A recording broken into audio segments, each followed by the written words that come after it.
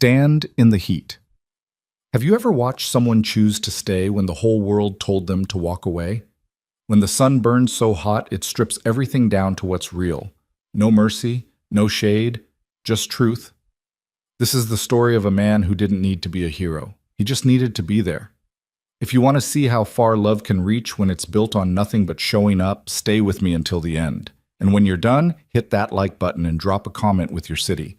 I want to see how far this story travels. The heat that summer didn't just arrive. It settled in like something alive, something patient and mean. It pressed down on the Wyoming frontier with a weight that made breathing feel like work and thinking feel like drowning. The sky stretched white and merciless from horizon to horizon, and the dust that rose from the parched earth hung in the air long after the wagons passed, turning every breath into grit. Elias Mercer sat beneath the warped wooden awning outside Calloway's saloon, shoulders hunched over a tin plate of beans and cornbread. The awning had been built for cooler days, back when shade still meant something. Now it just framed the misery differently. Sweat darkened the back of his shirt in a wide V, and his hat brim cast a slim shadow across eyes that had learned not to expect much from the world. He ate slowly, methodically, the way a man eats when food is fuel and nothing more. Across from him, maybe 10 feet away, stood a little girl. She was barefoot, sunburned across her nose and cheeks in angry red patches that would peel in a day or two. Her dress, once blue, now faded to something between gray and dust, hung loose on a frame that had gone too long without enough. Her hair, tangled and knotted, fell past bony shoulders, but it was her eyes that stopped people. Hollow. Still, like she'd seen something that carved out everything soft and left only the shape of a child behind. Her name was Mara. She was 7 years old, and her parents had died the night before. No one in town talked about it directly. That wasn't the way things worked out here. You acknowledged tragedy the way you acknowledged a bad harvest, quietly, with a nod, and then you moved on because dwelling didn't plow fields or mend fences. The Hutchinsons had been passing through, heading west with promises of land and a fresh start. Their wagon had broken an axle just beyond the ridge, and by the time someone found them the next morning, the heat had already taken them both. Heat stroke, the doc said. Dehydration, bad luck. Mara had been found sitting between them, silent, her small hands resting on her mother's arm. Now she stood outside the saloon, watching Elias eat. She didn't beg, didn't speak, didn't move. She just stood there, and the whole town pretended not to see her. Elias chewed another bite of cornbread, jaw working slow. He didn't look at her, didn't acknowledge her, but his hand paused over the plate, and something in the set of his shoulders shifted, just barely, like a man bracing against a wind only he could feel. He set his fork down, wiped his mouth with the back of his hand. Then he slid the plate forward across the weathered table, the scrape of tin against wood loud in the thick silence. "Go on," he said quietly. Mara didn't hesitate. She moved fast, too fast, like someone who'd learned that opportunity was a narrow window that closed without warning. She grabbed the plate with both hands and ate standing up, shoveling beans into her mouth with her fingers, cornbread crumbling as she bit into it with a desperation that made grown men look away. Elias leaned back in his chair, arms crossed, watching the street instead of her. His jaw tightened, but he said nothing. Behind him, the saloon door creaked open, and Sheriff Tom Garvin stepped out, thumbs hooked in his belt, eyes squinting against the glare. He was a big man, broad-shouldered, and graying at the temples, with the kind of face that had seen too much to be shocked by anything anymore. He looked at Mara, then at Elias. "Hell of a thing," Garvin said. Elias didn't respond. "Can't just leave her standing in the street." "Ain't leaving her anywhere," Garvin sighed, scratching at his beard. "Elias, you know how this works. Girl's got no kin here, no one to take her. We'll have to send word east, find a home, a church group, something." "She's eating," Elias said flatly. "I can see that." "Then let her finish." Garvin studied him for a long moment, then shook his head. "You got a soft spot showing, Mercer. Dangerous thing in this heat." Elias finally looked up at him, eyes hard. "You telling me to let her starve?" "I'm telling you not to get attached to something you can't fix." The words hung in the air like smoke. Mara finished the beans, dragging her fingers across the plate to catch every last bit. She set it down carefully, then wiped her mouth with the hem of her dress. Her eyes flicked to Elias just once before dropping back to the ground. "Thank you," she whispered. Her voice was small, cracked, like it hadn't been used in days. Elias stood, chair scraping back. He picked up the empty plate and handed it to Garvin without a word, then walked past both of them toward the livery stable where his horse was tied. Mara watched him go, and then, without being told, she followed. The barn on Elias Mercer's property was older than the house. It leaned slightly to the east, weathered gray by years of sun and wind, but it was sturdy enough. The roof didn't leak, the doors still closed, and up in the loft, above the empty stalls where his two horses shuffled and stomped, there was a space where the air moved just enough to make sleeping possible. That's where he put her. He didn't ask if she wanted to stay, didn't make a speech about charity or kindness. He just climbed the ladder, cleared a space in the hay, and laid out an old horse blanket.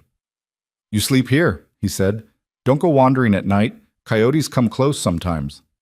Mara nodded, eyes wide. "There's a barrel by the door. Water. You drink when you need to. Don't wait till you're dizzy." Another nod. Elias hesitated at the top of the ladder, one hand on the rail, looking at her in the dim golden light filtering through the gaps in the wood. She looked impossibly small up there, swallowed by shadow and dust motes. "You scared?" he asked. She thought about it, then shook her head. He didn't believe her, but he didn't call her a liar either. "All right then." He climbed back down, boots thudding on the rungs, and crossed the yard to the house. The door closed behind him with a soft click, and the evening settled in. Cicadas starting their nightly chorus, the last light bleeding out of the sky. Up in the loft, Mara sat on the blanket, knees pulled to her chest, and stared at the darkening world beyond the barn door. She didn't cry. She'd already done all the crying she had in her. The next morning, Elias found a pair of old sandals on the porch. They were too big for Mara, but they were better than nothing. He'd pulled them from a trunk in the back room, belongings left behind by someone who used to live here, someone he didn't talk about. He set them beside the barn door before dawn, then went about his work. When Mara woke and climbed down the ladder, she saw them immediately. She stood there for a long time, bare feet in the dirt, staring at the sandals like they might disappear if she blinked. Then she put them on. They flopped when she walked, leather straps loose around her ankles, but she didn't take them off. She wore them all day, even when the heat made her feet swell and the straps rubbed blisters she didn't mention. Elias noticed. He always noticed. That evening, he brought her a strip of cloth and showed her how to wrap it around the straps to cushion them. "Leather'll soften," he said. "Takes time."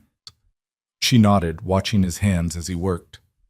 "You got a name you like being called?" he asked. "Mara." "Mara," he repeated, testing it.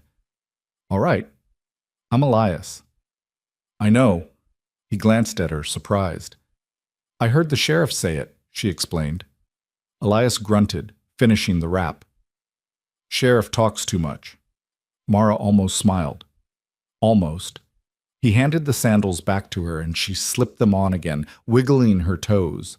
The fit was better now. Not perfect, but better. "Thank you," she said again. Elias stood, brushing dust from his knees.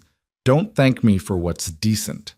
And then he walked back to the house, leaving her standing there in sandals that didn't quite fit and a world that didn't quite make sense anymore. The town didn't know what to make of it. At first they assumed Elias was just being practical, keeping the girl out of sight until the sheriff could arrange something permanent. But days passed, and Mara stayed. She slept in the barn. She drank from the barrel. She wandered the edges of the property, staying close to the fence line, never straying far. And Elias let her. He didn't parade her around, didn't introduce her to anyone, but he didn't hide her either. When he rode into town for supplies, she sat on the porch and waited. When he worked the fence, she watched from the shade of the oak tree. When he cooked supper, he made enough for two. It wasn't charity. It wasn't pity. It was something quieter than that. Something that didn't have a name. At the general store, Mrs. Calloway leaned across the counter, flour dust on her apron, and spoke in a low voice meant to sound concerned but edged with something sharper. "Elias, you know people are talking." He was counting coins, laying them out one by one. "People always talk. About you keeping that girl." I ain't keeping her. She's just there. For how long? He looked up at her then, eyes flat. Long as she needs. Mrs. Calloway pursed her lips. Sheriff says there's homes back east, good Christian homes, places that take in orphans. She ain't an orphan while I'm still breathing. The words came out harder than he intended, and the store went quiet. Two men by the door exchanged glances. Mrs. Calloway's face flushed. Well, she said stiffly, I suppose that's your business. It is. He scooped up his change, tipped his hat, and walked out. Behind him, the whispers started before the door even closed. Mara didn't speak much, but she listened to everything. She heard the way people's voices changed when they talked about her. The way they softened their words around Elias but sharpened them when he wasn't listening. She heard the pity, the suspicion, the judgment. She understood more than they thought she did. One afternoon, she was sitting on the porch steps, peeling an apple Elias had left for her, when a woman approached the fence. She was younger than Mrs. Calloway, with a kind face and a basket on her arm. Hello there, the woman said gently. Mara looked up but didn't respond. My name's Sarah. I live just down the road. She smiled. I thought you might like some cookies. I made extra. She held out the basket. Mara set the apple down and stood, moving slowly to the fence. She took one cookie, then stepped back. Thank you, she said quietly. Sarah's smile widened. You're very welcome, sweetheart. She paused, glancing toward the house. Is Mr. Mercer treating you all right? Mara nodded. You're not scared of him? Mara frowned. Why would I be scared? Sarah blinked, caught off guard. Oh, no reason. Some men, they're not good with children.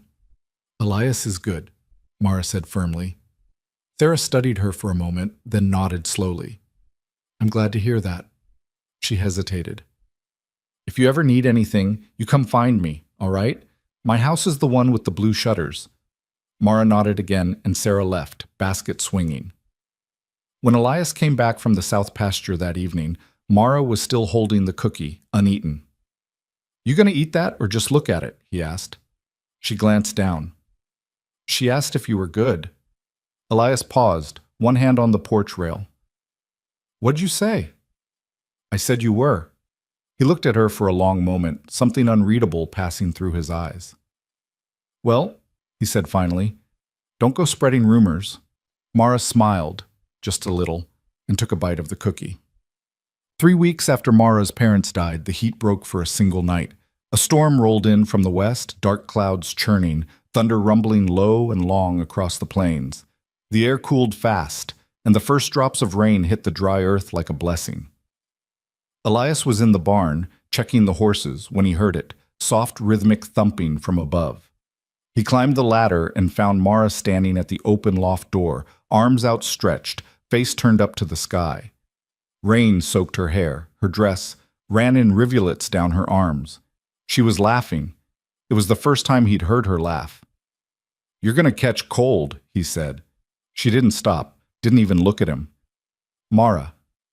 It's raining, she said, breathless. It's really raining. Elias stood there, rain misting through the open door, watching her spin in slow circles, arms wide, grinning like the world had just remembered how to be kind. And for the first time in a long time, Elias Mercer felt something crack open inside his chest. Something he'd thought the sun had baked out of him years ago. He didn't tell her to come inside. He just stood there and let her dance. But the rain didn't last.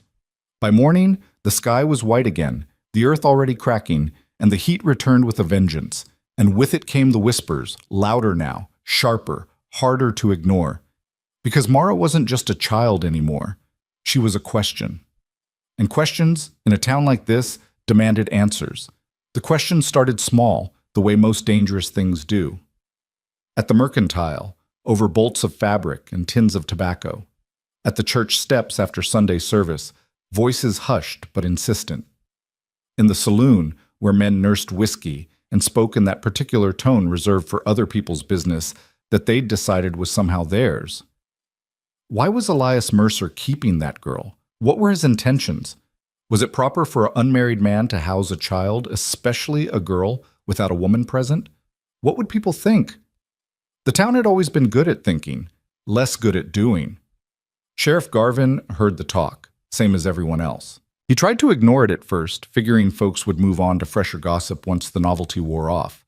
But the heat kept pressing down, and idle minds in a drought-stricken summer had nothing better to chew on than scandal, real or imagined.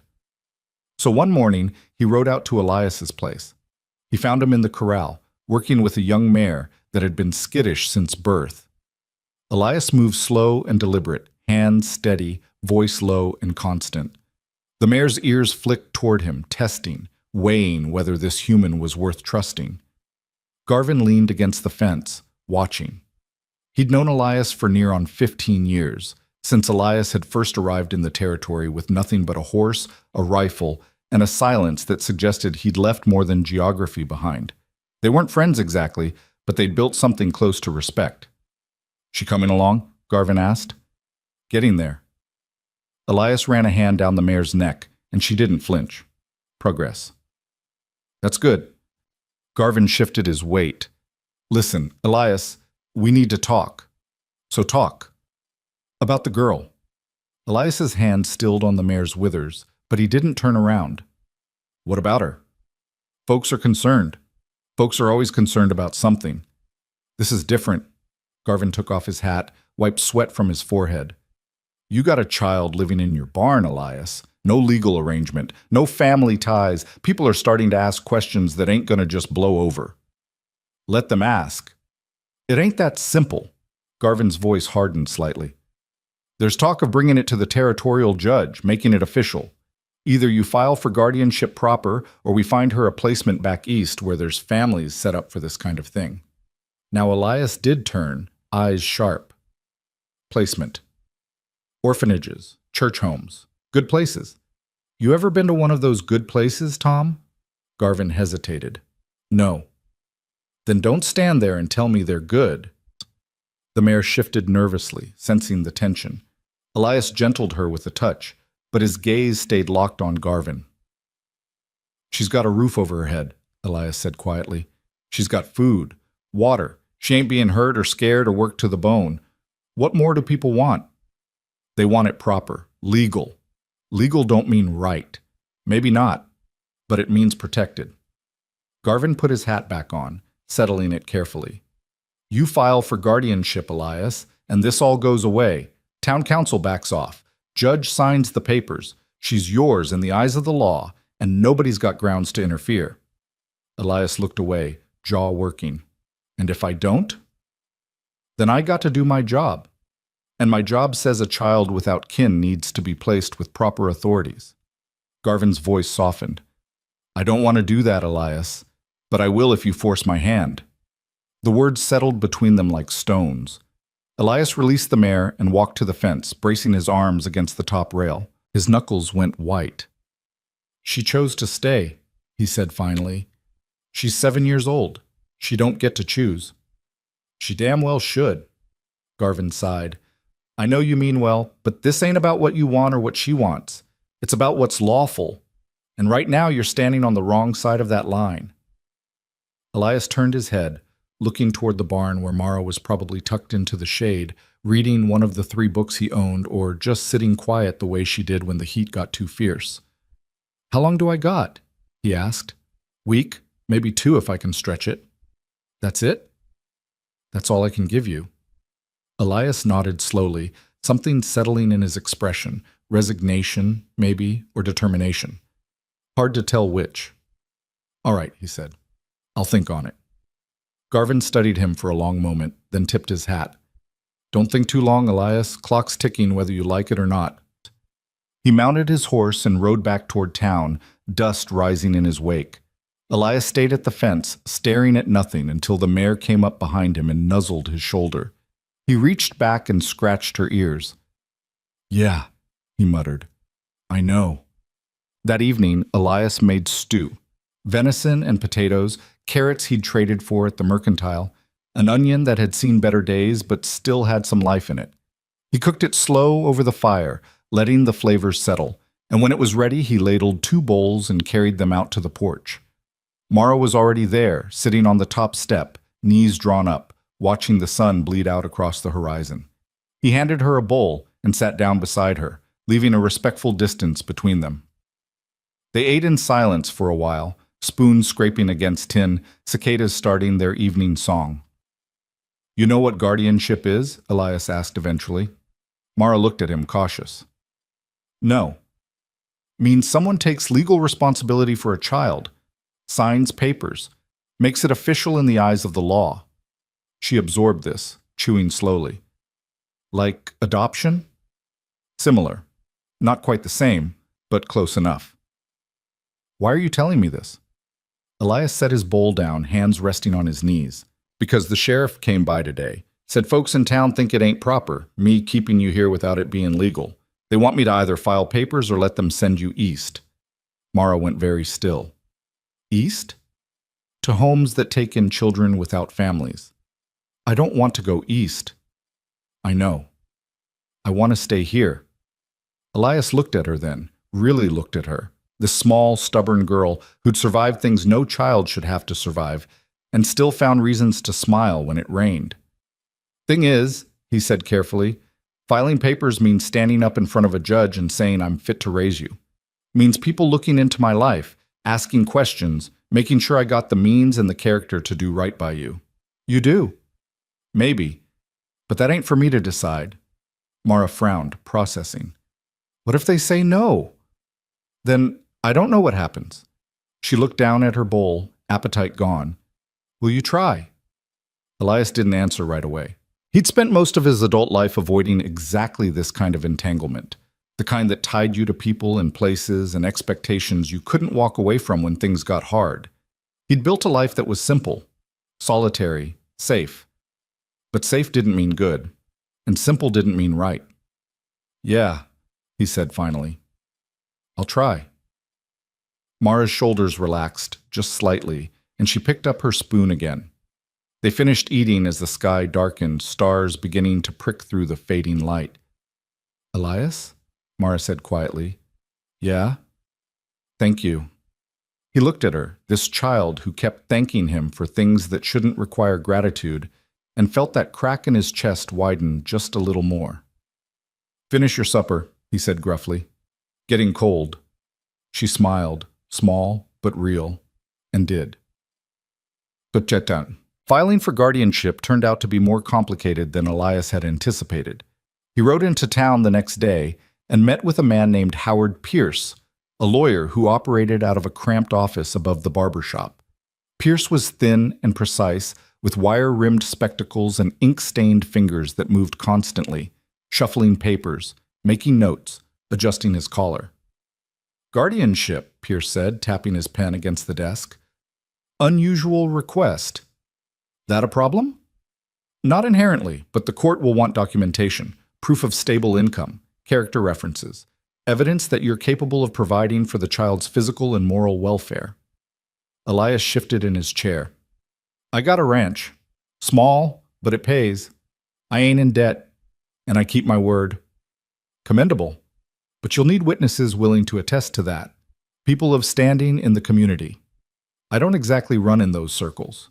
Pierce smiled thinly. "Then you'll need to start." He slid a form across the desk. "Fill this out. List your assets, your income, your history. I'll need at least 3 references, preferably landowners, business proprietors, or clergy." Elias stared at the form like it was written in a foreign language. "How long does this take?" he asked. "Depends on the judge's schedule. Could be a few weeks. Could be longer. I got maybe a week before the sheriff moves forward with other arrangements." Pierce's expression shifted, something almost like sympathy flickering across his face. "Then I suggest you work quickly, Mr. Mercer." Elias took the form, folded it carefully, and stood. "What do I owe you?" "Let's start with a retainer. $5. Elias counted out the coins, set them on the desk, and left. Outside, the heat hit him like a physical blow. He stood on the boardwalk, squinting against the glare, form tucked under his arm, and wondered how the hell he was supposed to find 3 people willing to vouch for a man they barely knew. He started with the obvious choice. The church stood at the far end of town, white-clabbered with a modest steeple and a bell that hadn't rung in years due to a crack in the bronze. Reverend Martin was a kind man, soft-spoken and earnest, with a tendency to quote scripture even in casual conversation. Elias found him in the churchyard, tending to a small vegetable garden that fought a losing battle against the drought. "Elias," Martin said, straightening with a hand pressed to his lower back. "Good to see you. Been a while since you darkened our doorstep. I ain't much for church." "So I've noticed." Martin smiled. "What brings you by?" Elias explained the situation, brief, factual, without embellishment. Martin listened, hands folded, face thoughtful. "Guardianship," he repeated. "That's a serious commitment." "I know. And you're prepared for what that entails, the responsibility, the sacrifice?" "I wouldn't be here if I wasn't." Martin studied him for a long moment. "I'll be honest, Elias. I don't know you well. You don't attend services. You keep to yourself. I've heard you're a hard worker, an honest man, but I can't speak to your character beyond reputation." Elias's jaw tightened. "So that's a no." "I didn't say that." Martin wiped dirt from his hands. "Let me meet the girl. Let me see how she is with you, how you are with her. If what I see convinces me you're doing right by her, I'll sign your paper." It wasn't what Elias wanted, but it was more than he'd expected. "Fair enough," he said. Martin extended a hand and Elias shook it. "Bring her by Sunday," Martin said. "After service. We'll talk." Elias nodded and left, one name down, 2 to go. The second name was harder. Samuel Whitmore owned the largest ranch in the county, a sprawling operation with over 100 head of cattle and a reputation for shrewd business. He was also the kind of man who didn't suffer fools and didn't hand out favors without expecting something in return. Elias rode out to the Whitmore place late in the afternoon, rehearsing what he'd say, knowing it probably wouldn't matter. He was right. Whitmore met him on the porch, arms crossed, expression unreadable. "Mercer," he said. "What can I do for you?" "Need a reference for a guardianship filing." Whitmore raised an eyebrow. "For that orphan girl you've been keeping?" "Yeah." "Why?" The bluntness caught Elias off guard. "Because she needs someone." "And you think you're that someone?" "I think I'm the one she's got." Whitmore considered this, chewing on a toothpick. "You got land?" "Enough." "You got money?" "Enough." "You got a wife?" Elias's expression darkened. "No." "Then you got a problem." Whitmore leaned against the porch rail. "Court's going to look at a single man trying to raise a girl and see all kinds of red flags. You need stability, a woman's influence. Without that, you're fighting uphill. So you won't sign." "Didn't say that either." Whitmore spat the toothpick into the dirt. "You bring that girl by, let my wife meet her. Constance has a soft spot for hard luck cases. She says yes, I'll sign. She says no, you're on your own." Elias nodded slowly. "When?" "Tomorrow evening, supper, 6 o'clock. "I'll be there." Whitmore studied him with an expression that might have been respect or might have been pity. Hard to tell. "You're either brave or stupid, Mercer," he said. "Jury's still out on which." Elias didn't dignify that with a response. He just tipped his hat and rode away. What? That night he told Mara about the meetings. She listened quietly, hands folded in her lap, face serious. "Why do they have to meet me?" she asked. "Because they need to see you're being cared for proper, that you're safe." "I am safe." "I know, but they don't. Not yet." Mara bit her lip. "What if they don't like me?" Elias looked at her, something fierce rising in his chest. "Then they're fools." She smiled a little at that. "You just be yourself," he said. "That's all anyone's got a right to ask." Mara nodded, but he could see the worry in her eyes, the fear that she'd somehow fail a test she didn't understand. He wanted to tell her it would be fine, that everything would work out, but he'd learned a long time ago not to make promises he couldn't keep. So instead, he said, "We'll get through it," and hoped like hell he was right. But Sunday came too fast. Elias cleaned Mara up as best he could, washed her hair in the barrel, combed out the tangles, dressed her in the least faded dress she had. She looked small and solemn, eyes wide with nervous anticipation. "You ready?" he asked. She nodded, though her hands twisted the fabric of her dress. They walked to the church together, Elias in his cleanest shirt, boots polished, hat in hand. The service had just let out, and people milled around the yard, talking in clusters, children running between the wagons. Heads turned as they approached. Whispers followed. Reverend Martin saw them and waved, his smile genuine. Elias. Mara. Thank you for coming. He crouched down to Mara's level, hands on his knees. I've heard a lot about you, young lady. Mara glanced at Elias, then back at Martin. Good things? Honest things, Martin said. Which is better? He stood, gesturing toward a bench beneath a cottonwood tree. Why don't we sit and talk a bit? They sat. Mara between the two men, her feet dangling above the ground. Martin asked gentle questions about her days, what she did, how she felt. He didn't press when she hesitated, didn't force answers she wasn't ready to give. After a while, he looked at Elias. She seems well-adjusted, happy, even. She's a tough kid. She'd have to be. Martin's gaze lingered on Mara. You understand what you're taking on, Elias. This isn't temporary. Once those papers are signed, she's your responsibility, for years.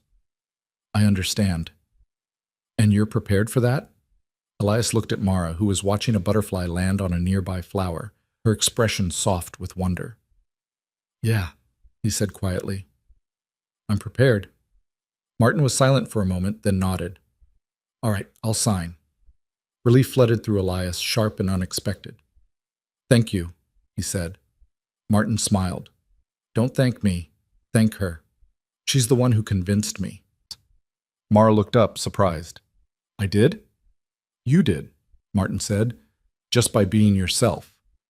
She beamed, and for a moment, the weight of the world seemed a little lighter. The next evening, Elias and Mara rode out to the Whitmore Ranch. The house was larger than Elias's entire property, a two-story structure with a wraparound porch and windows that gleamed in the fading light. Constance Whitmore met them at the door, a handsome woman in her 40s with sharp eyes and an air of quiet command. You must be Mara, she said warmly. Come in, sweetheart. Supper's almost ready.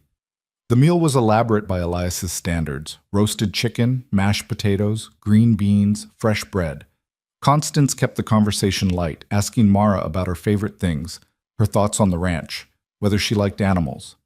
Mara answered politely, carefully, but as the meal went on, she began to relax, even laughing once when Constance told a story about a runaway pig that had terrorized the garden. Samuel Whitmore said little, but he watched, listened, noted the way Elias cut Mara's chicken without being asked, the way Mara glanced at him when she was unsure, the unspoken communication that passed between them.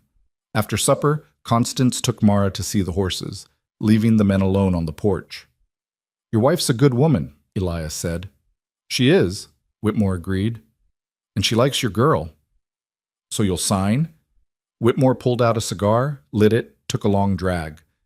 Yeah, I'll sign. Elias exhaled, tension he hadn't realized he was carrying releasing from his shoulders. But hear me, Mercer, Whitmore continued, voice hard. You take this on, you see it through. That girl's been through enough. She don't need another person walking away. I won't. See that you don't. They stood in silence, smoke curling between them, the night settling in cool and vast. When Constance and Mara returned, Mara was smiling, cheeks flushed, talking about a mare she'd petted. Elias felt something settle in his chest, something that felt dangerously close to hope. The third reference came from an unexpected source. Mrs. Calloway from the general store appeared at Elias's door 2 days later, hat in hand, looking uncomfortable.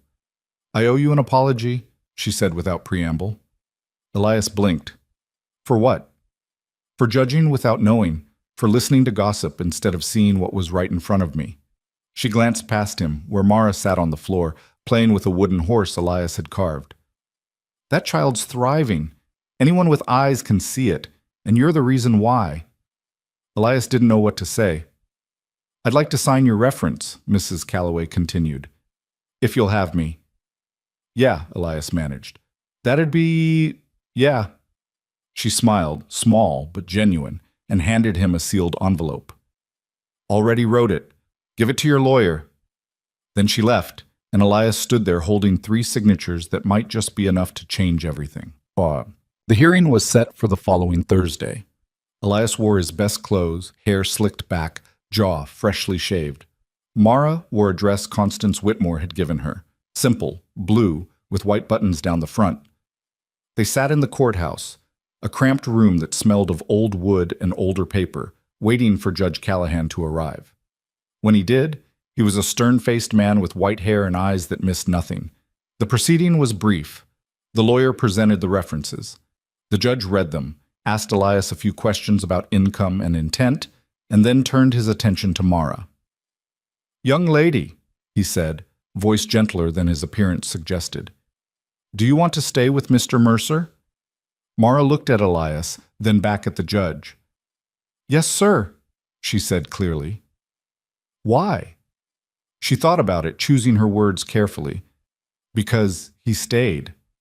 The judge leaned back in his chair. "Stayed?" "When everyone else looked away, he stayed. When I was scared, he stayed. When I didn't know what to do, he stayed." Her voice was steady, certain. "He's good. And he's mine." The courtroom went absolutely silent.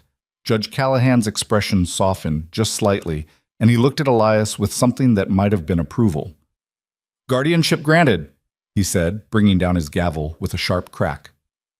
And just like that, everything changed.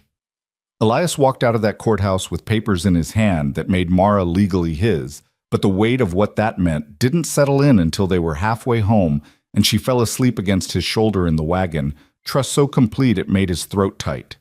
He'd signed his name to something permanent, something that couldn't be undone with a change of heart or a hard winter. The girl sleeping beside him wasn't just passing through anymore.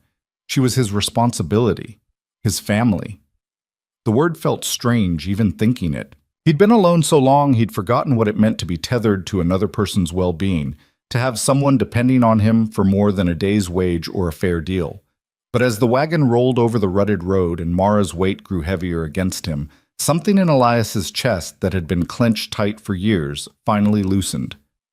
When they reached the ranch, he carried her inside. Not to the barn, but to the house. He'd spent the previous evening clearing out the small back room that had served as storage, sweeping away dust and cobwebs, setting up a narrow bed with clean sheets and a quilt he'd found in the trunk. It wasn't much, but it was hers. He laid her down gently, pulled the quilt up to her shoulders, and stood there for a moment watching her sleep. Her face was peaceful in a way it hadn't been those first weeks, the haunted look finally fading from around her eyes.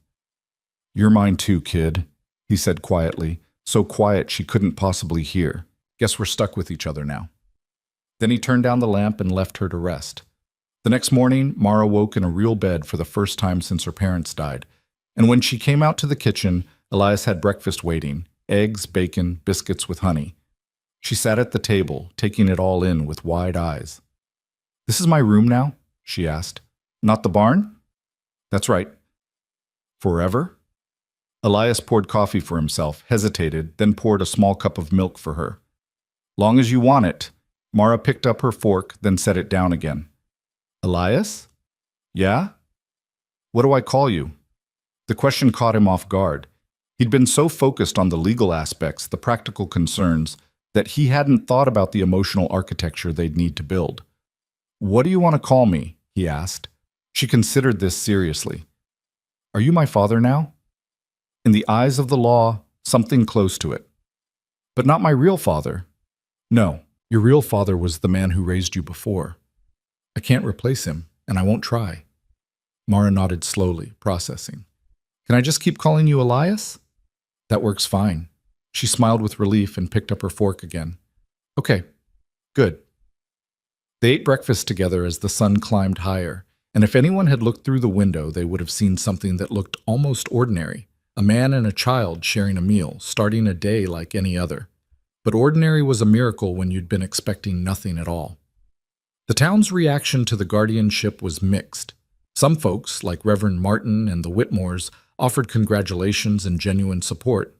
Others remained skeptical, their doubts dressed up as concern. A few simply couldn't let go of the impropriety of it all. A single man raising a young girl, no matter what papers he had. Elias heard the whispers but ignored them. He'd never lived his life for other people's approval, and he wasn't about to start now.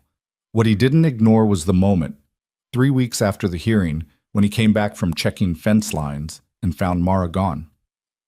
The house was empty. The barn was empty. He called her name, voice sharp with rising panic, and got only silence in return. He searched the immediate property, then widened his circle, pulse hammering against his ribs. The sun was fierce overhead, and all he could think about was her parents collapsing in heat just like this, dying while she sat helpless beside them. He found her tracks leading east, toward the ridge where the Hutchinsons' wagon had been found. His stomach dropped. He saddled his horse and rode hard, following the small footprints in the dust.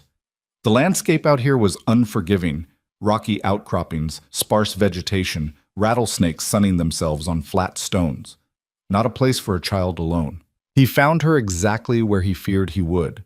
The broken wagon was still there, weathered and half collapsed, a stark monument to bad luck and worse timing. Mara sat beside it in the dirt, knees pulled to her chest, face buried in her arms. Elias dismounted slowly, approaching the way he would a spooked horse. Mara. She didn't look up. He crouched beside her, close enough to touch but giving her space. The ground here was hard-packed, scattered with the remnants of the Hutchinsons' belongings. A cracked water barrel, a torn canvas cover, a child's rag doll half buried in sand. "You remember this place," he said quietly. It wasn't a question. She nodded against her knees. "That why you came out here?" Another nod. Elias sat down fully, settling in beside her. The heat pressed down merciless, but he didn't rush her. He'd learned patience from horses and hardship both. "I wanted to say goodbye," Mara whispered finally. "Proper goodbye. I never got to before." "I understand." "Do you?" She lifted her head, and her face was streaked with dust and tears. "Everyone keeps saying I'm fine now, that I'm safe, that everything's better, and it is, but—" Her voice cracked. "But they're still gone. And I'm still here, and sometimes that feels wrong." Elias felt something twist inside him. He'd known grief himself, known the guilt that came with surviving when others didn't. He'd just never had to explain it to a 7-year-old. "It's not wrong," he said carefully. "It's just hard. There's a difference." "It doesn't feel different." "I know." He picked up a small stone, turned it over in his hand. "When I was younger, I lost people too. People I cared about. And for a long time, I thought the best way to honor them was to stop caring about anyone else. Figured if I kept myself separate, kept moving, I wouldn't have to feel that hurt again." Mara wiped her eyes with the back of her hand. "Did it work?" "For a while. But it's a lonely way to live." He tossed the stone aside. "Your parents wouldn't want that for you. They'd want you to keep going, keep growing, keep finding reasons to be happy." "How do you know?" "Because that's what love is. Wanting the people you care about to have good lives, even when you can't be there to see it." She was quiet for a long moment, staring at the broken wagon. Then she said, very softly, "I miss them so much." "I know you do. Will it always hurt like this?"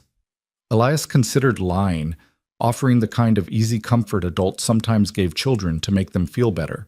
But Mara deserved more than that. "Yeah," he said, "it probably will. But you learn to carry it different. It gets less sharp, less heavy. You figure out how to keep them with you without letting the grief take over everything else." Mara leaned against him then, a small weight against his shoulder, and he wrapped an arm around her. They sat there for a long time, two people who'd both lost more than anyone should have to lose, finding something like peace in the shade of a broken wagon and the truth between them. Eventually, Elias stood and offered her his hand. "Come on," he said. "Let's go home."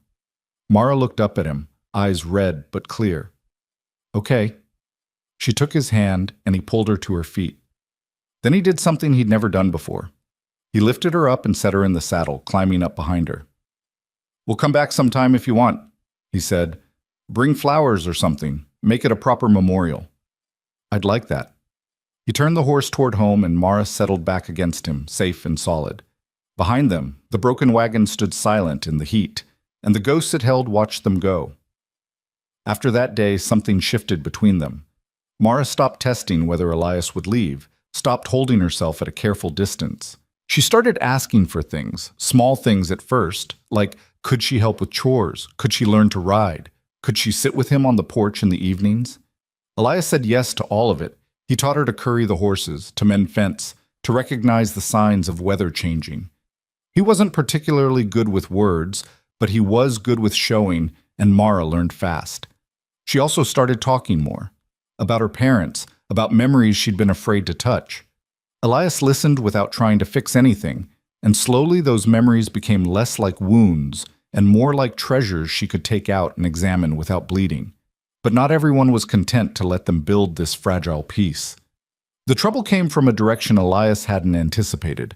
6 weeks after the guardianship was granted, a man arrived in town asking questions. His name was Robert Hutchinson, and he claimed to be Mara's uncle, her father's younger brother, traveling from back east after finally receiving word of his brother's death. Elias first heard about it from Garvin, who rode out to the ranch looking grim. "We got a problem," the sheriff said without preamble. Elias was shoeing a horse, and he didn't stop working. "What kind of problem?" "The kind with a blood claim and a lawyer." Now Elias did stop. He straightened, hammer in hand, and looked at Garvin. "Explain."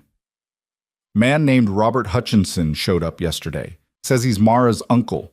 Says he's got a right to her." Elias's grip tightened on the hammer. "She's got guardianship papers, legal and filed."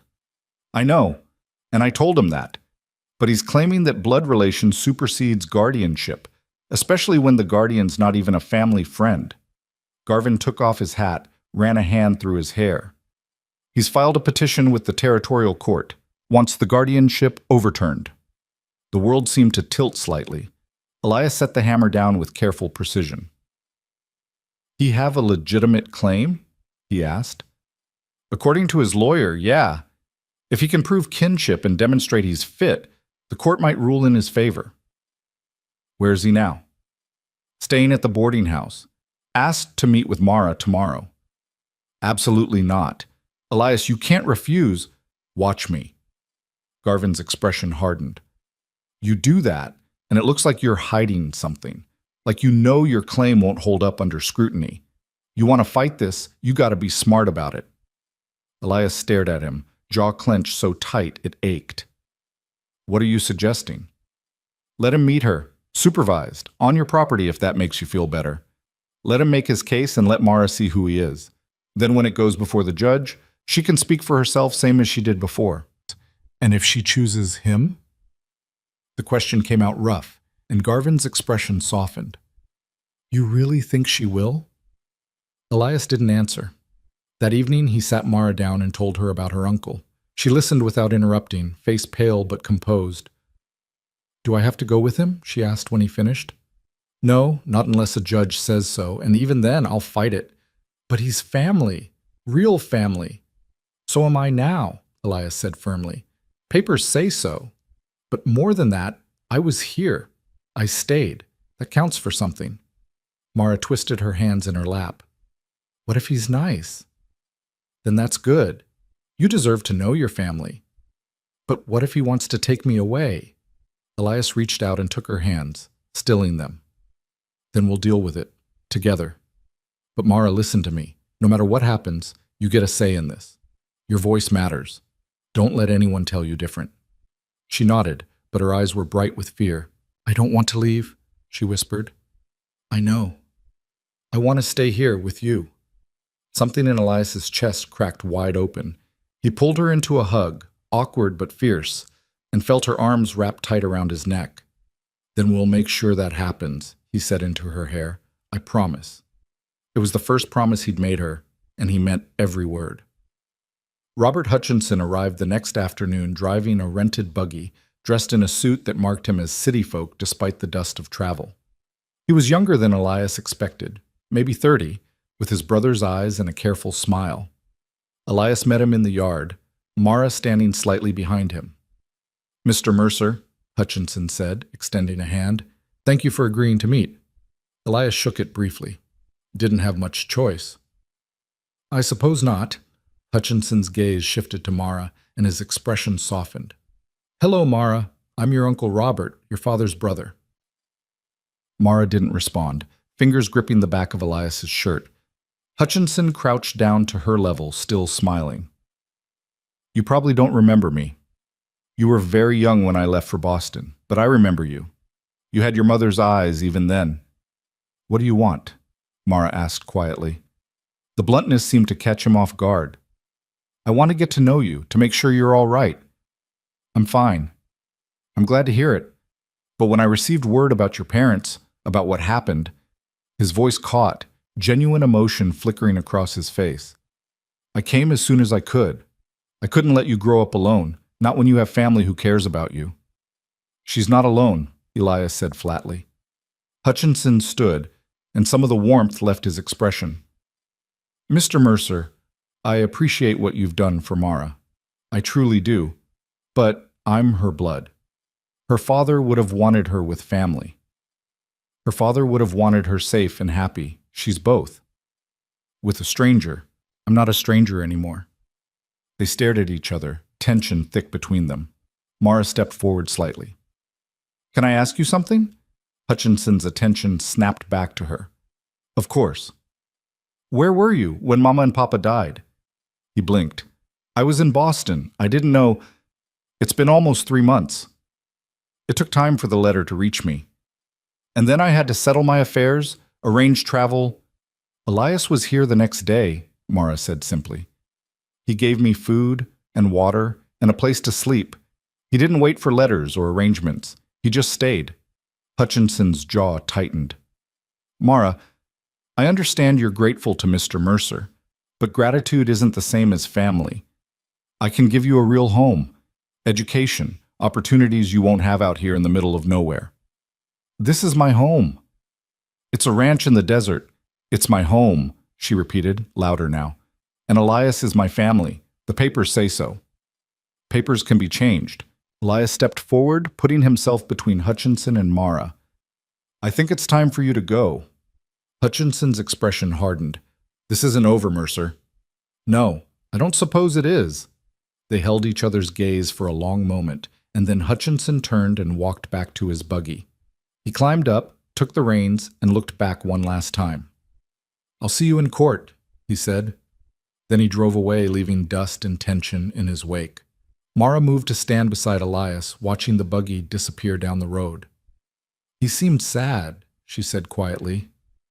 Maybe he is. Does that mean he's right? Elias looked down at her. No, it just means this is complicated. I don't want complicated. I just want to stay here. Then that's what we'll fight for. She slipped her hand into his, and they stood there together until the dust settled and the world was quiet again. The hearing was scheduled for 2 weeks later, and those 2 weeks felt like standing on the edge of a cliff waiting for the ground to give way. Elias consulted with Pierce, who was less optimistic than he'd been before.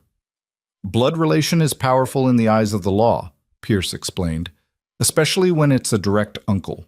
If Hutchinson can demonstrate stable income, good character, and suitable living arrangements, the judge may rule that Mara belongs with him. Even if she doesn't want that? Her wishes will be considered, but she's a child. The court ultimately decides what's in her best interest. And they think her best interest is being dragged back east to live with a man she doesn't know? Pierce's expression was sympathetic but firm. They might think her best interest is being raised by blood family in a city with schools and churches and society. You're fighting perception as much as law here, Elias. Elias left that meeting feeling like he was drowning. He threw himself into work, mending things that didn't need mending, writing fence lines until his horse was exhausted. Anything to keep his hands busy and his mind from spiraling. Mara noticed. She always noticed. One evening, she found him in the barn, working on a saddle that was already perfectly functional. You're worried, she said. I'm fine. You're a terrible liar. Despite everything, Elias almost smiled. When'd you get so smart? I've always been smart. You just weren't paying attention.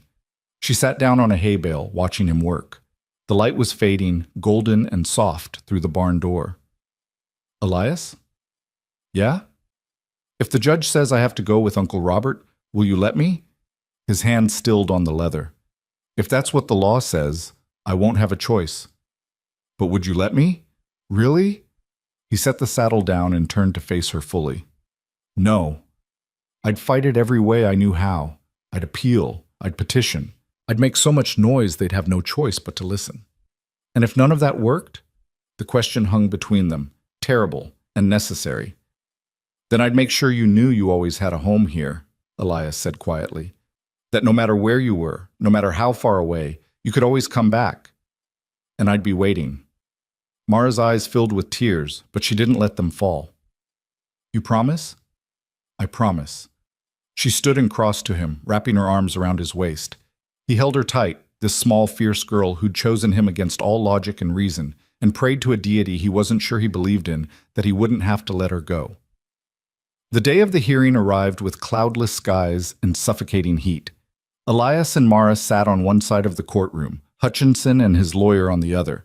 Judge Callahan presided, looking no more pleased to be there than anyone else. Hutchinson's lawyer spoke first, laying out his client's claim with practiced efficiency. Robert Hutchinson was blood family.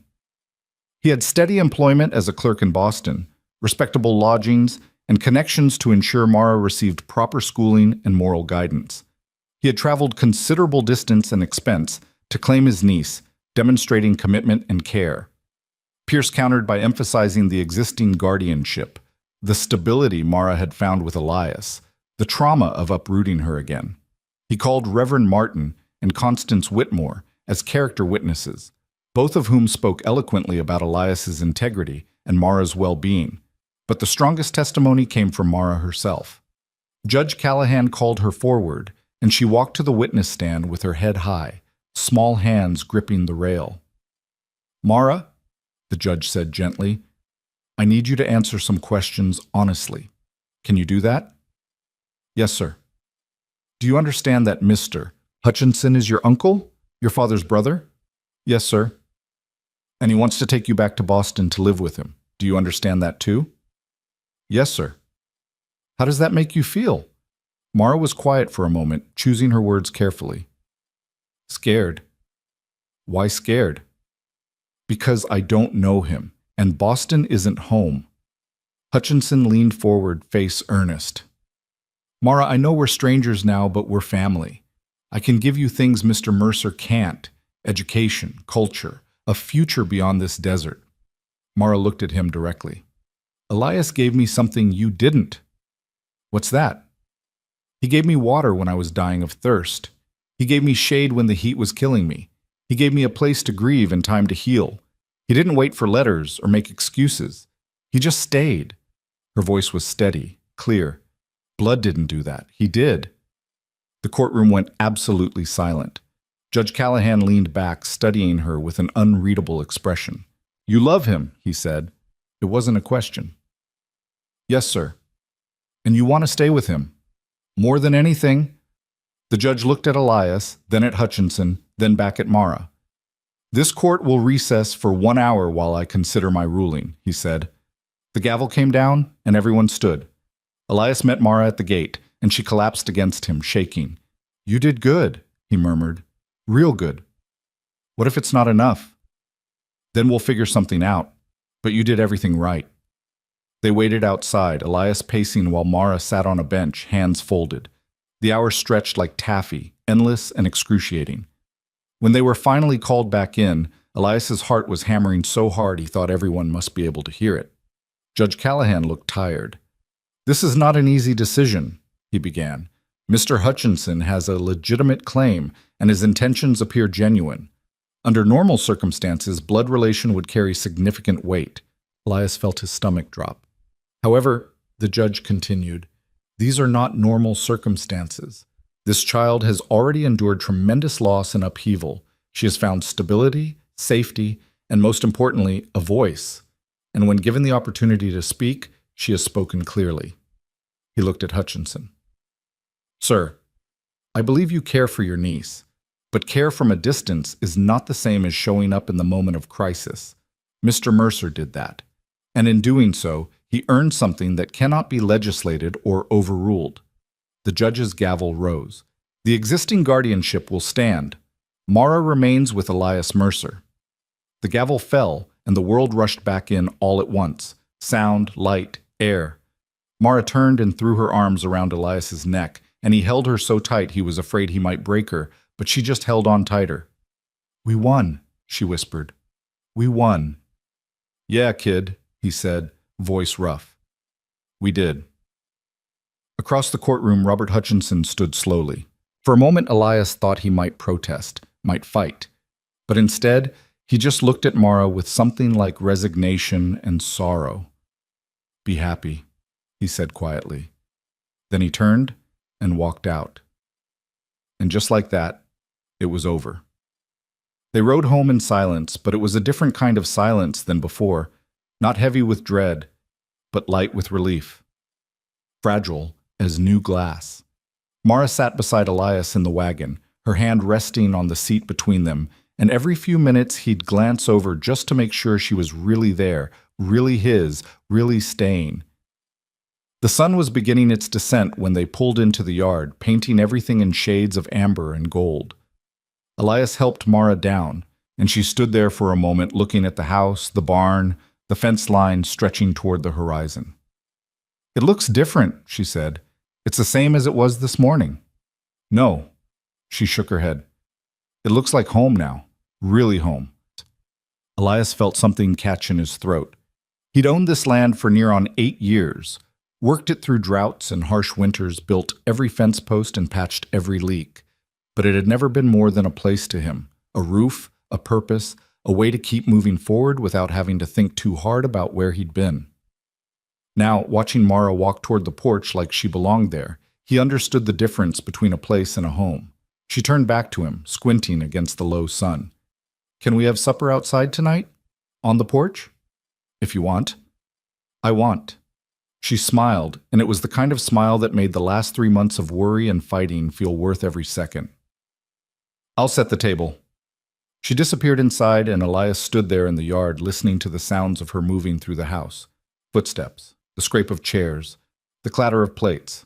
Normal sounds, everyday sounds, the kind he'd gotten used to without realizing it. He unhitched the horse, led it to the barn, and took his time with the brushing and feeding, letting the familiar motions settle him. The fear that had been coiled tight in his chest for weeks was finally starting to unwind, but it left behind an exhaustion he hadn't anticipated. When he came back to the house, Mara had set 2 places at the small table on the porch, tin cups and plates arranged carefully. A jar of wildflowers she must have picked earlier sitting in the center. "When'd you do that?" he asked, gesturing to the flowers. "This morning, before we left. I thought—" She paused, suddenly uncertain. "I thought if we came home, I wanted it to feel like celebrating." Elias looked at those flowers, scraggly things, half wilted from the heat, nothing special, and felt his eyes burn. "It does," he said quietly. "It feels exactly like that." They ate beans and cornbread as the sky turned purple and the first stars pricked through the darkness. Cicadas sang their endless song, and somewhere in the distance a coyote called out, lonely and wild. Mara pushed beans around her plate, eating slowly, thoughtfully. "Do you think Uncle Robert was sad?" she asked eventually. Elias considered the question. He could have lied, could have told her not to worry about it, but they'd built something on honesty, and he wasn't about to undermine that now. "Probably," he said. "Losing family's hard, even when you didn't know them well. I feel bad for him." "That's because you got a good heart." She looked up at him. "Is it wrong that I'm glad the judge said no, that I didn't have to go?" "No. It ain't wrong to want to stay where you feel safe." "But what if he needed me? What if he was lonely?" Elias set down his fork and turned to face her fully. "Mara, listen to me. You're 7 years old. It ain't your job to fix grown folks' loneliness or make them feel better about choices they made. Your uncle's a grown man. He'll figure out his own life. You just focus on being a kid. But no buts. You get to be selfish about this. You get to choose what's best for you. That's not cruel. That's survival." She thought about this, chewing her lip. "Did you ever have to choose like that? Between what someone else needed and what you needed?" Elias went very still. The question hit closer than she probably realized, dragging up memories he'd spent years trying to bury. "Yeah," he said finally, "I did." What happened? He looked out at the darkening land, jaw tight. I chose wrong. Stayed when I should have left. Tried to fix something that was already broken beyond repair. By the time I figured that out, I'd lost more than I could afford to lose. Is that why you came here, to Wyoming? Part of it. Mara was quiet for a moment, then said, I'm glad you came here. Even if it was because of something sad. Elias glanced at her, this small girl with eyes too old for her years and a capacity for grace he didn't entirely understand. Me too, kid, he said. Me too. They finished eating as full dark settled in, and when Mara started nodding off in her chair, Elias sent her to bed. He cleaned up the dishes, banked the fire, and stood on the porch for a long time listening to the night. Tomorrow, he thought. Tomorrow they'd start fresh. Tomorrow the fear would be gone and they could just be what they were. A man and a girl learning how to be family. But tomorrow came with complications he hadn't anticipated. The town, having watched the legal battle with intense interest, now seemed divided on what the outcome meant. Some folks nodded approvingly when they saw Elias and Mara together, treating the judge's decision as vindication. Others whispered that blood should have won out, that there was something unnatural about a bachelor rancher raising a little girl. Legal papers be damned. Elias ignored it all, same as he always had. But Mara, who was more attuned to social currents than he'd given her credit for, started to notice. A week after the hearing, she came home from town where Elias had left her with Mrs. Calloway while he picked up lumber, and her face was troubled. What happened? He asked. Nothing. Mara, she sighed. Some ladies were talking at the store. They didn't know I could hear them. Elias's jaw tightened. What'd they say? That you only kept me because you felt guilty, that I'd be better off with real family, that the judge made a mistake. She looked up at him, eyes searching. Did he? Make a mistake? No. How do you know? Because you're still smiling. Because you sleep through the night now. Because when you talk about the future, you sound like you believe in it. He crouched down to her level. Those ladies don't know a damn thing about what we got here, and their opinion don't change the facts. What are the facts? That you're mine, and I'm yours, and anyone who's got a problem with that can take it up with Judge Callahan. Mara smiled a little at that. You sound mad. I am mad, but not at you. She threw her arms around his neck, sudden and fierce, and he held her close. I don't care what they say, she whispered. I know where I belong. Good. Don't forget it. But the whispers didn't stop. If anything, they intensified as the weeks passed and it became clear that Elias and Mara weren't going anywhere. Some of it was genuine concern, twisted by gossip into something uglier. Some of it was boredom looking for a target. And some of it was the simple human tendency to distrust anything that didn't fit neatly into expected categories. A man and a girl, unrelated by blood, living alone on a ranch. It made people uncomfortable in ways they couldn't always articulate, so they filled the silence with speculation. The breaking point came on a Sunday morning 6 weeks after the hearing. Elias had started taking Mara to church semi-regularly, mostly because Reverend Martin had asked, and it seemed like a small price to pay for the man's support during the guardianship fight. They'd sit in the back, Mara in a clean dress and Elias in his least-worn shirt, and listen to Martin's sermons about grace and redemption and loving your neighbor. This particular Sunday, they arrived a few minutes late and had to squeeze into a pew near the middle. The service proceeded normally, hymns, prayers, a sermon about the Good Samaritan that Elias thought was a bit on the nose given recent events. But after the service, as people milled around outside in the heat, a woman named Margaret Hastings approached them with her 2 daughters in tow. Margaret was the wife of a prominent rancher, a woman who'd always carried herself with the certainty of someone who knew exactly how the world should work and felt personally affronted when it didn't comply. Elias, she said, voice pitched to Carrie, might I have a word? Mrs. Hastings. She smiled, but it didn't reach her eyes. I've been meaning to speak with you about your situation. What situation's that? The girl. She glanced at Mara with something that might have been pity or might have been disdain, hard to tell. I understand the judge ruled in your favor, but surely you can see the impropriety of the arrangement. Elias went very still. No, ma'am. I can't. A young girl needs a woman's influence, guidance in matters of, well, matters that a man simply cannot provide. Mara's doing fine. For now, perhaps.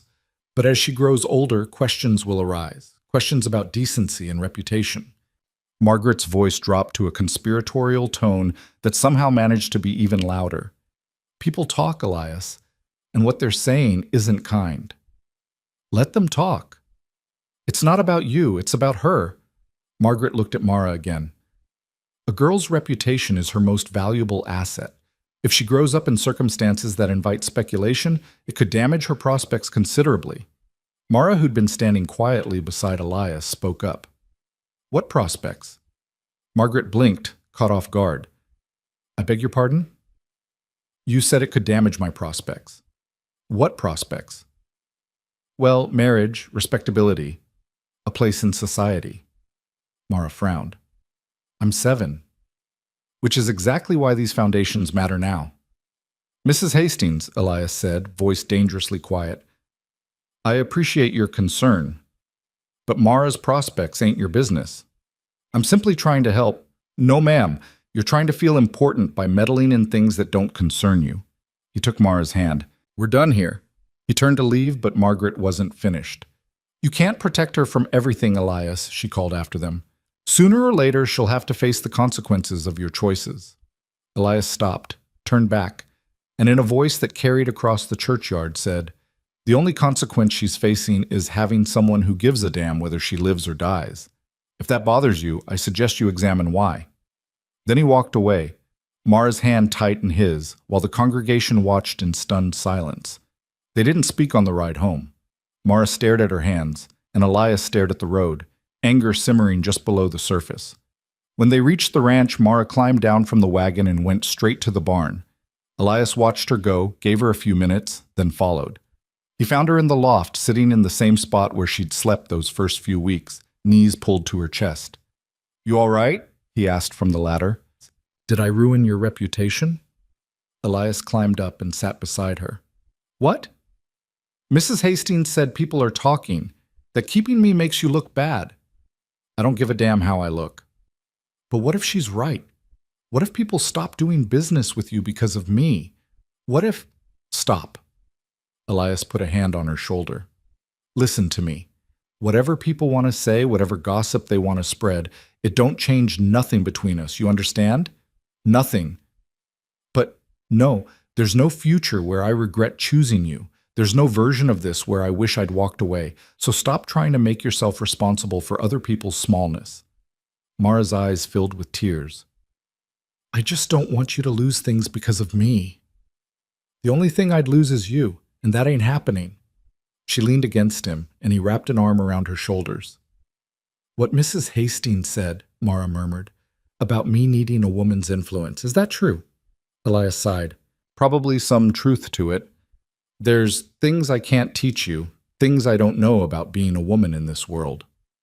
So what do? We figure it out, same as we figure out everything else. They sat there in the dusty quiet of the barn, and Elias made a decision. 2 days later, he rode out to the Whitmore Ranch. Constance was in her garden, working despite the heat, wide-brimmed hat shading her face. She looked up as Elias approached, wiping dirt from her hands. Elias, this is a pleasant surprise. Mrs. Whitmore, got a minute? Of course. She gestured to a bench in the shade. What's on your mind? Elias sat, turning his hat in his hands. I need advice. About Mara. Constance's expression softened. What kind of advice? The kind I ain't qualified to give. About growing up. Being a girl in a world that judges her for things she can't control. He met her eyes. I know how to teach her to work hard and think straight and stand up for herself, but there's whole parts of life I don't understand, parts she's going to need help with. Constance was quiet for a moment, then smiled gently. You're asking if I'll help guide her. If you're willing. Oh, Elias, I'd be honored. Relief flooded through him. I can't pay much. I don't want your money. I want to help that girl thrive. Constance leaned forward. Bring her by once a week. We'll have tea, work on lessons, talk about whatever's on her mind. She can learn things from me that you can't teach her, and that's all right. It doesn't make you any less her father. The word hit him square in the chest. Father. He'd been avoiding it, dancing around it, calling himself her guardian because it felt safer, less presumptuous. I ain't her father, he said quietly. Aren't you? Constance raised an eyebrow. What do you call someone who feeds a child, shelters her, fights for her, worries about her future, and loves her enough to admit when he needs help? Elias didn't have an answer for that. Bring her Thursday afternoon, Constance said. We'll start then. He nodded, throat tight. Thank you. Don't thank me. Just keep doing what you're doing. That girl's lucky to have you.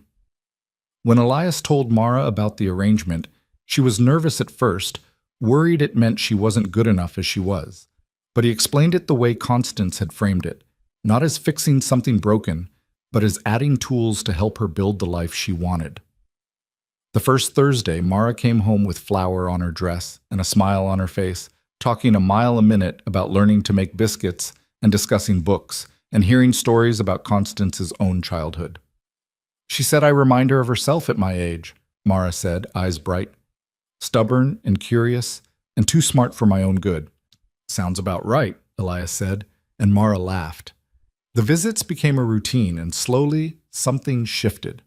Mara started carrying herself with a new kind of confidence, like she was building an identity beyond just the orphan who'd survived, beyond the girl people whispered about. She was becoming someone in her own right, sharp and thoughtful and fiercely loyal. And Elias, watching her grow, felt something he'd thought died years ago stirring back to life. Pride. Summer bled into fall, and with the change in seasons came a change in the town's attitude. Not everyone, certainly. There were still those who looked at Elias and Mara with suspicion or judgment. But slowly, grudgingly, most folks started to accept them. Maybe it was seeing Mara thrive. Maybe it was Constance Whitmore's quiet endorsement. Maybe it was just time wearing down resistance the way water wears down stone. Whatever the reason, the whispers faded to background noise, and life settled into something almost ordinary. Elias taught Mara to ride properly, graduating her from sitting in front of him to her own saddle on the gentler mare. She took to it like she'd been born on horseback, fearless and laughing when the mare kicked into a canter. He taught her to shoot, starting with tin cans lined up on fence posts, showing her how to breathe, how to steady her hands, how to respect the weight of what she was holding. Why do I need to know this? She asked. Because out here, you can't always wait for someone to protect you. You need to be able to protect yourself. She nodded seriously and practiced until her arms shook, until she could hit the cans more often than not. He taught her to read weather in the sky, to sense when the wind was shifting, to know by the feel of the air when rain was coming or when the heat would break. And in return, she taught him things he hadn't known he needed to learn. She taught him that laughter wasn't frivolous, that joy in small things. A bird's nest, a perfect sunset, cookies fresh from the oven wasn't weakness. She taught him that talking about hard things didn't make them worse, that sometimes the only way through grief was straight down the middle of it. She taught him that being needed wasn't a burden, it was a gift. One evening in late October, with the air finally cooling and the leaves on the cottonwood starting to turn, Mara came out to the porch where Elias was repairing a bridle. Can I ask you something? She said. Always. Do you ever miss being alone? The question surprised him. He set down the leather and looked at her. No, he said honestly. Why? You worried I do? Sometimes I think about how quiet it must have been before, how you could do whatever you wanted without having to think about anyone else. She picked at a splinter on the porch rail. And I wonder if maybe you miss that. Elias was quiet for a moment, choosing his words carefully. It was quiet, he said finally, and I could do what I wanted, but you know what I couldn't do? What? Matter. I worked and ate and slept, and none of it meant anything beyond just existing. There was no one to notice if I did good work or made something beautiful or had a hard day. He looked at her. You changed that. Now when I fix something, you see it. When I make supper, you're there to share it. When I have a hard day, there's someone who gives a damn. Mara smiled, small and soft. I give a damn. I know you do, and that's worth more than all the quiet in the world. She moved closer and leaned against him, and he put an arm around her shoulders. Elias? Yeah? I'm glad we found each other. Me too, kid. Me too. They sat there as the sun went down and the stars came out, two people who'd been broken by the same merciless heat and found in each other something worth rebuilding for. And for the first time in longer than either of them could remember, the future didn't feel like something to survive. It felt like something to look forward to. Winter came to Wyoming with the kind of cold that settled into your bones and didn't let go. The first snow fell in early November, transforming the harsh brown landscape into something softer, quieter, almost gentle. Mara stood at the window watching it come down, her breath fogging the glass, wonder written across her face. "You ever seen snow before?" Elias asked from the stove where he was making coffee. "Once, when I was really small, but I don't remember it much." "Well, you're about to get real familiar with it. We got months of this ahead." She turned to him, eyes bright. "Can we go out in it?" "After breakfast. Got chores to do first." But she was already pulling on the coat he'd bought her in town. Too big still, but she'd grow into it, and the boots that Constance had passed down from her own daughters. She looked up at him with such pure anticipation that he couldn't help but smile. "All right," he relented. "Chores can wait a bit." They went out into the yard together, and Mara spun in circles with her face tilted up, catching snowflakes on her tongue. Elias watched her, this child who'd known such darkness, and still managed to find joy in something as simple as falling snow, and felt something in his chest expand until it almost hurt. She bent down and scooped up a handful of snow, packing it experimentally. "Elias?" "Yeah?" The snowball hit him square in the chest. He looked down at the white splatter on his coat, then up at her. She was grinning, already backing away. "You know what you just started?" he asked. "Maybe." He bent down and gathered his own ammunition, and for the next 20 minutes they engaged in a battle that left them both soaked and breathless and laughing harder than either had in months. When they finally called a truce, they were both red-cheeked and panting, and the world felt lighter than it had any right to be. That winter proved harder than the summer in different ways. The cold was relentless, the work never-ending. There were frozen water troughs to break, animals to feed and shelter, firewood to split and stack. But they fell into a rhythm, Elias and Mara working side by side, learning each other's patterns and strengths. Mara proved tougher than her small frame suggested. She didn't complain about the cold or the early mornings or the blisters on her hands from helping split wood. She just did what needed doing, the way someone does when they understand that survival depends on pulling your own weight. But there were hard days, too. Days when the cold seemed to seep into everything and make the world feel impossibly bleak. Days when Mara would go quiet and distant, and Elias would find her staring at nothing, lost in memories she didn't share. On one of those days, near Christmas, Elias came in from feeding the horses to find her sitting at the table with a piece of paper and a stub of pencil, writing slowly. "What's that?" he asked, stamping snow from his boots. She looked up, eyes rimmed red. "A letter." "To who?" "Mama and Papa." Her voice was small. "I know they can't read it. I know they're gone. But Constance said sometimes it helps to write things down anyway, to say the things you didn't get to say." Elias hung his coat on the peg and sat down across from her. "What are you telling them? That I'm okay? That I found someone who takes care of me? That I miss them, but I'm not stuck anymore?" She wiped her eyes with the back of her hand. "Is that stupid?" "No, that's brave." "It doesn't feel brave. It feels sad." "Sometimes those are the same thing." She nodded and went back to writing, and Elias sat with her in the quiet warmth of the house while the snow piled up outside and the grief did what grief does, took up space, demanded acknowledgement, and slowly began to settle into something she could carry without it crushing her. When she finished the letter, she folded it carefully and held it in both hands. "What do I do with it now?" she asked. "Whatever feels right." She thought for a moment, then stood and walked to the fireplace. She looked back at him once, checking, and he nodded. She placed the letter on the flames and watched it catch and curl and turn to ash, her lips moving silently. When it was gone, she came back to the table and climbed into his lap, something she hadn't done in weeks, being conscious of growing older and what that meant. "I'm glad I have you," she whispered against his shoulder. Elias held her close, This child who was becoming his in ways that had nothing to do with papers or courts or blood.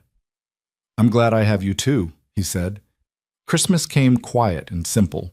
Elias had never been one for celebration, but he made an effort for Mara's sake.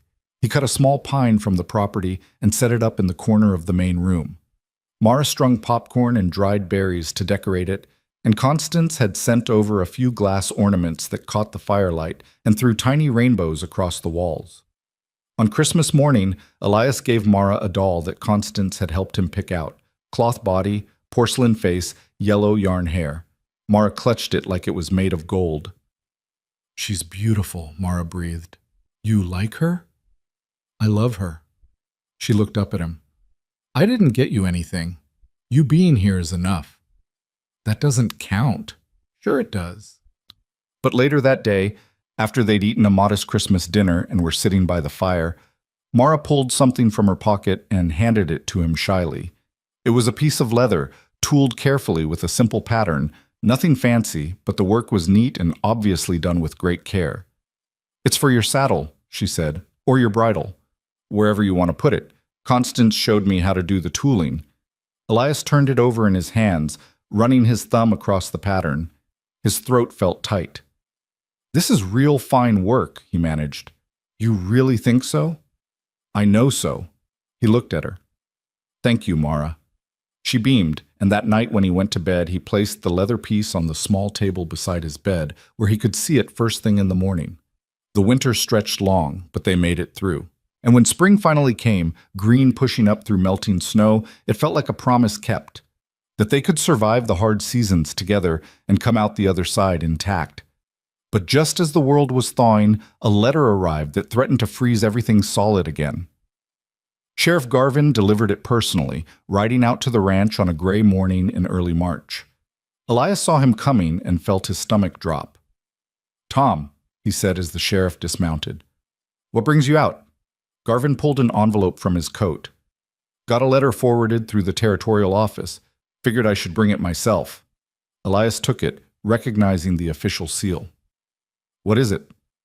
"Don't know. Didn't open your mail." But Garvin's expression was troubled. "Though if I had to guess, it's got something to do with Robert Hutchinson." Elias tore it open and read quickly, his jaw tightening with every line. It was a petition from Hutchinson, filed through a Boston court, requesting periodic visitation rights as Mara's uncle. The petition argued that while the Wyoming court had granted guardianship to Elias, family connection still warranted some form of contact and relationship. "Damn it," Elias muttered. "What's it say?" "He wants visitation. Says blood relation gives him the right." Garvin sighed. "That's sticky. He might have legal ground to stand on, especially if he can get a sympathetic judge. After everything? After losing in court? After leaving, he's coming back for more?" "Looks that way." Elias crumpled the letter in his fist, anger surging hot. "What do I do?" "You respond. Through your lawyer. Make your case why visitation isn't in Mara's best interest." Garvin paused. "Or you consider that maybe it is." Elias stared at him. "You think I should let him near her?" "I think," Garvin said carefully, "that if you fight this too hard, it might make things worse. Courts don't like it when guardians try to cut off all contact with blood family. Makes them look controlling, unreasonable. I'm trying to protect her." "I know. But sometimes protecting means compromising." Garvin put a hand on his shoulder. "Talk to Pierce. See what he says. But Elias, think hard before you dig in. You won this fight once. Might not be so lucky twice." After Garvin left, Elias stood in the yard holding that crumpled letter and feeling like the ground had shifted beneath him just when he'd thought it was solid. He didn't tell Mara right away. He rode into town the next day and met with Pierce, who read the petition with a frown. "He's not wrong about having some legal standing," Pierce said. "Blood relation does typically warrant consideration for visitation, especially with a minor child." "Even when she doesn't want to see him?" "That'll matter, but she's still a child. The court decides what's in her best interest, and maintaining family connection is generally viewed favorably." Elias felt trapped. "So what are my options?" "You can fight it. Argue that Hutchinson abandoned his claim when he lost the guardianship case, that forcing visitation would be disruptive and harmful to Mara's stability. Pierce paused. Or you can negotiate terms. Limited visitation, supervised on your property. Give a little to protect what you've got. I don't want to give anything. I understand, but consider this. If you fight and lose, the court might impose visitation terms you have no control over. If you negotiate now, you set the boundaries.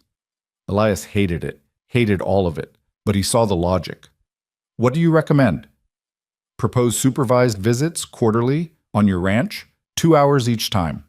You present with the right to end the visit if Mara becomes distressed. Pierce looked at him over his glasses. It shows good faith, protects Mara, and gives you control over the situation. And if I say no to all of it, then we go to court, and I honestly can't promise we'll win. Elias left that meeting feeling defeated in a way he hadn't since the original guardianship hearing. He'd thought this fight was over, thought they were safe. But safety, he was learning, was never permanent. It had to be maintained, negotiated, fought for again and again. That evening, he finally told Mara. She listened quietly, face pale, hands twisted in her lap. He wants to visit? She asked. That's what the letter says. Why? Because he's your uncle, and the law says that matters, even though the judge said you belong with me. Mara was quiet for a long time. Then she said, What do you want to do? I want to tell him no. I want to send that letter back and say you're mine, and he's got no claim. Elias's voice was rough. But my lawyer says fighting might make things worse, that we might lose and end up with less control than if we compromise now. What kind of compromise? He could visit. Here, on the ranch, with me present. Not often, maybe 4 times a year. And only if you're willing. Mara chewed her lip, thinking, Would you be there the whole time? Every second. And if I don't like it, can we stop?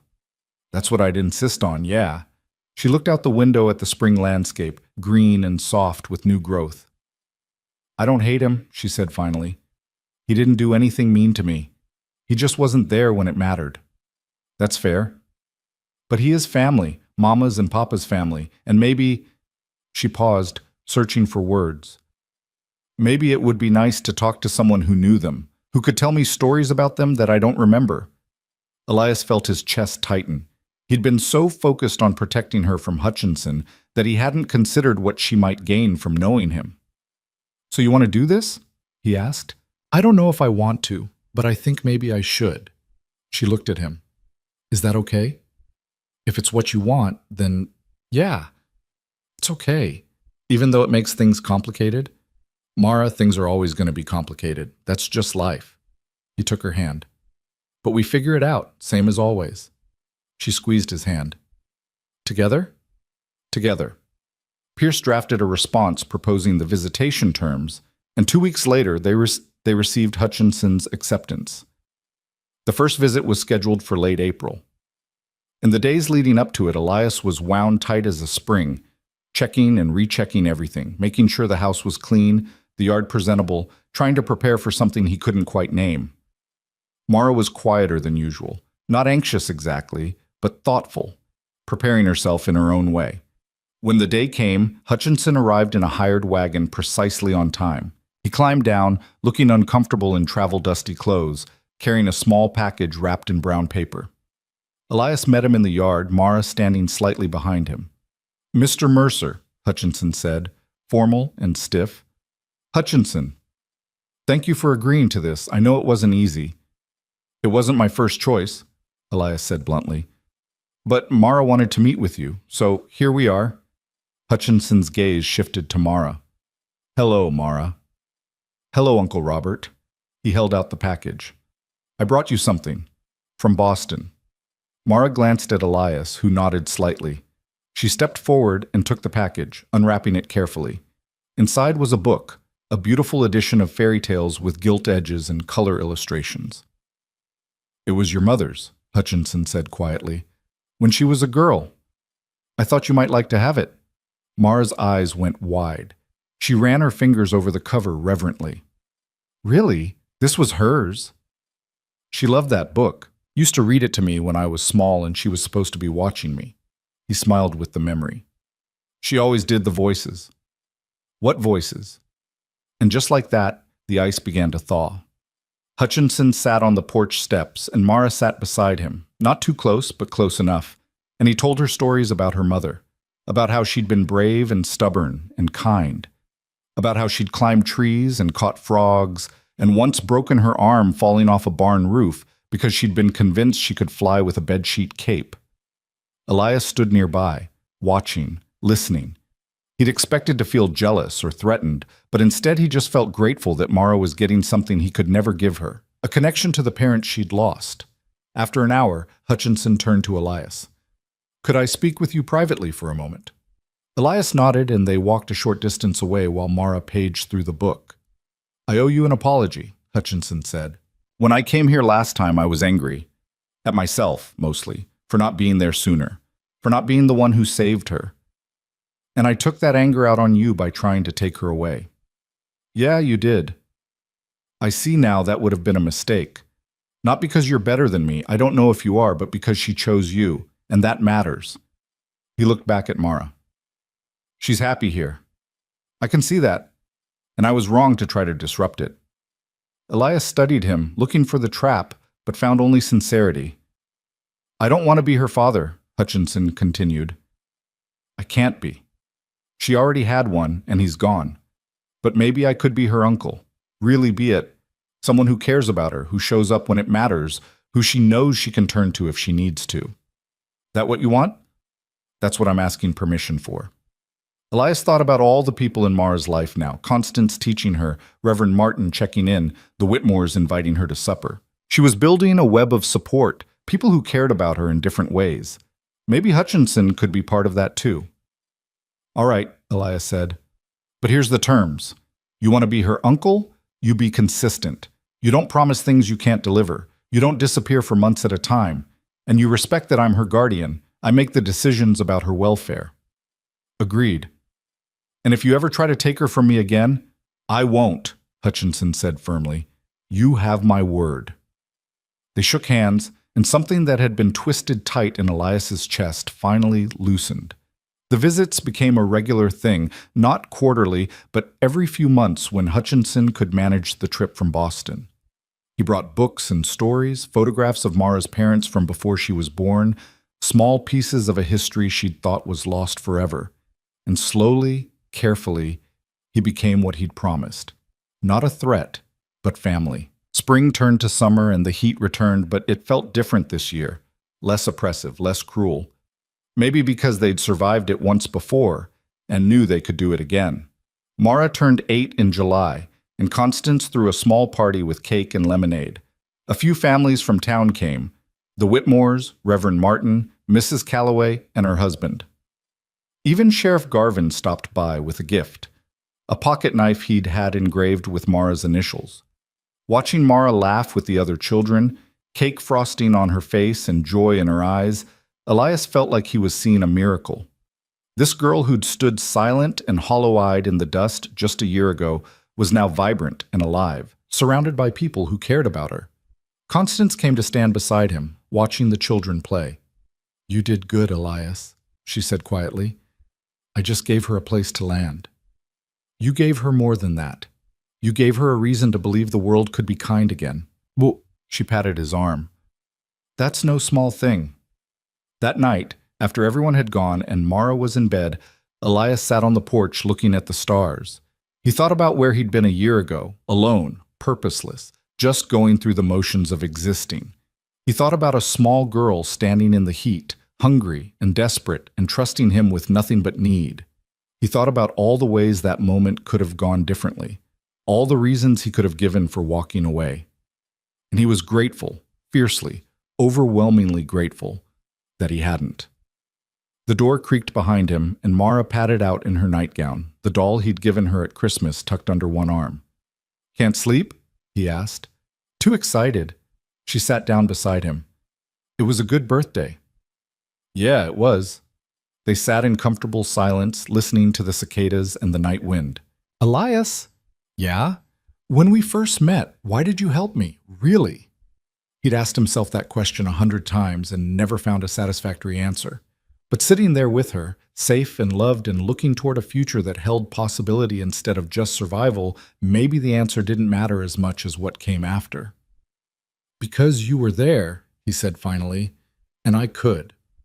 Sometimes it's that simple." "I'm glad it was you," she said. "Glad you were the one who was there." "Me too, kid."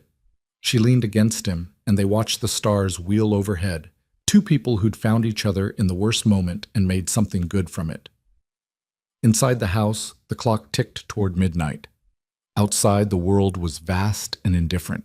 But here, on this porch, in this moment, they had everything that mattered. They had each other. Summer gave way to fall and fall to another winter, and the seasons turned the way they always did. But Elias and Mara turned with them, growing together, learning together, building something that would outlast drought and cold and every hardship the frontier could throw at them. On a crisp October morning 2 years after that first meeting in the dust, Elias was working in the barn when Mara came running from the house, waving a piece of paper. "Elias! Elias, look!" He set down the bridle he was mending. "What is it?" "Letter from Uncle Robert. He's getting married, and he wants us to come to Boston for the wedding." Elias took the letter, read it quickly. Hutchinson was indeed getting married, and he'd written a heartfelt invitation for both of them to attend. "That's real nice," Elias said. "You want to go?" Mara's excitement dimmed slightly. "It's so far away." "It is." "Would you come with me?" "Of course I would. If you want to go, we'll figure it out." She bit her lip, thinking, "I've never been on a train before." "Me neither. Would we be gone a long time?" "Probably a week or two, but the ranch will keep. We can get the Whitmore boys to watch the animals." Mara looked down at the letter, then back up at him. "Can I think about it?" "Take all the time you need." She went back to the house, and Elias returned to his work, smiling to himself. 2 years ago, the idea of traveling halfway across the country would have been unthinkable.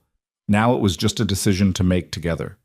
That evening, over supper, Mara brought it up again. "I think I want to go," she said, "to see Uncle Robert get married, to see Boston." "All right, we'll make it happen." "But Elias..." "Yeah?" "This is home. Boston might be exciting, but this is home, right here." He looked at her across the table, this girl who'd become the center of his world without him quite knowing when it happened, and felt his throat tighten. "Yeah," he said, "this is home." She smiled, and they finished their meal planning the trip, talking about trains and cities and all the things they'd see together. Later, after Mara had gone to bed, Elias stood on the porch looking out at the land he'd worked for years.